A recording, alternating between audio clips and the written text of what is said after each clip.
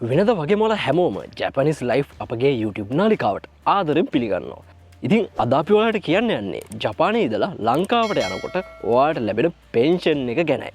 ඉතින් මේ මුදල ගන්න කොහොමද? කීයක් ලැබෙනවද? ඒ පිළිබඳව හැමදේම දැනගන්න මේ වීඩියෝ එක අවසාන වෙනකන් නරඹන්න.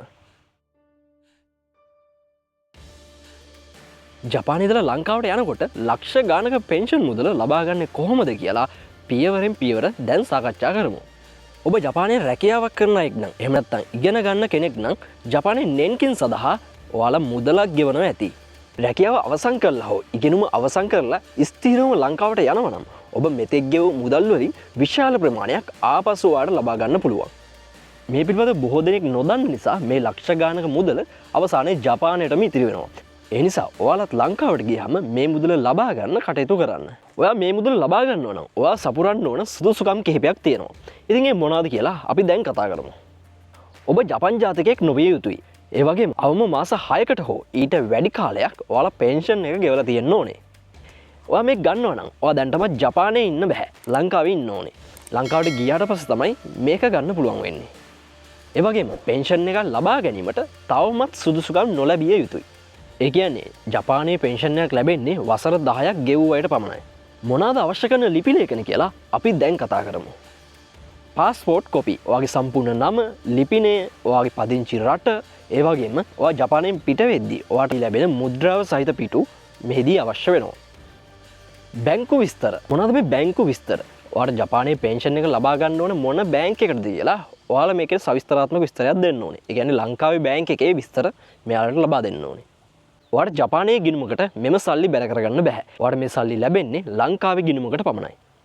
ඊළඟට අවශ්‍ය වෙන දෙයක් තමයි නෙන්කින් තෙචෝ. ඔයාගේ පෙන්ෂන් අංකය සහිත පොත හෝ ඔයාගේ පෙන්ෂන් කාඩ් පත. මේ සියල්ල සමග මේ සඳහා ඉල්ලුම් කළ යුතු අයදුම් පත්‍රයත් ඔයාලා පුරවලා මෙයාලට ලබා දෙන්න ඕනේ. අපි දැන් බලමු මේක කරන්නේ කොහොමද කියලා. ලංකාවට ඒමට පෙර ඔයා පදිංචි නගර සභාවට එහෙම නැත්නම් සිටි හෝල් එකට ගිහිල්ලා ඔයා පදිංචි ලිපිනය අවලංගු කරගන්න. පියවරංක 2 අයදුම් පත යැවීම. ඔයා ලංකාවට ඇවිල්ලා මාස 2ක් ඇතුළත මං අර කිව්ව ලියකියවිලිත් එක්ක ඔයාගේ අයදුම් පත්‍රය ජපානයේ පෙන්ෂන් සේවාව වෙත තැපල් කරන්න ඕනේ. පියවරංක 3 මුදල් ලැබීම. ඔබ ලබා දී ඇති තොරතුරු නිවැරදි නම් මාස 4ත් 6ත් අතර කාලයකදී ඔබට මෙම මුදල ඔබගේ ලංකාවේ බැංකු ගිණුමට බැර වෙනවා. ඒ වගේම තමයි ඔයාලා ලංකාවට ගිහිල්ලා අවුරුදු 2ක් යන්න කලින් මේ පෙන්ෂන් මුදල ඉල්ලන්න ඕනේ. එහෙම ඉල්ලුවේ නැත්නම් අවුරුදු 2කින් පස්සේ මෙයාලා කිසිම මුදලක් ඔයාලට ගෙවන්නේ නැහැ. ඊළඟ කාරණේ තමයි බදු මුදල. ඔයාලට ලැබෙන පෙන්ෂන් මුදලෙන් 20.42ක මුදල රජය විසින් රඳවා ගන්නවා. නමුත් එම මුදලත් ඔයාලා ජපානයේ ඉන්න ඔයාගේ මිතුරක මාර්ගයෙන් ලබා ගැනීමට හැකියාව තියෙනවා. ඒ වගේම තමයි සීමාව. දැනට පවතින නීති අනුව උපරිම වශයෙන් වසර 5ක කාලයක් ගෙවීම් සඳහා මුදල් ලබා ගන්න පුළුවන්.